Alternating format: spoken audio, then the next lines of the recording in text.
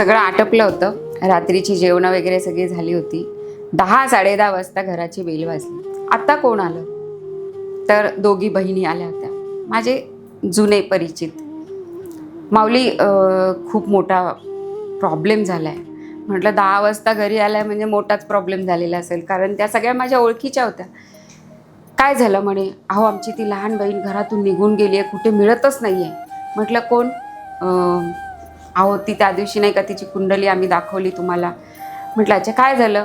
नाही, दोघांमध्ये काही वाद झाला नवरा बायकोंमध्ये आणि ती घर सोडून निघून गेली.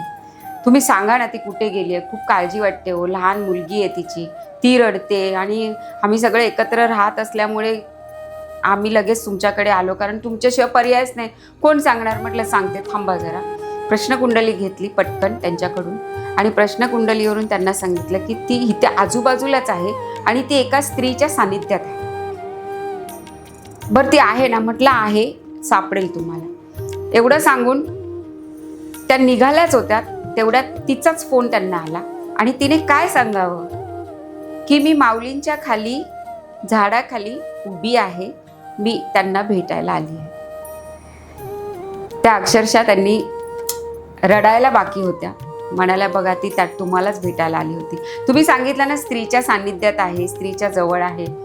तर अशा प्रकारे प्रश्नकुंडलीवरून बऱ्याच गोष्टी आपण जाणू शकतो आणि बऱ्याच घडलेल्या गोष्टींच्या जवळीक आपण साधू शकतो.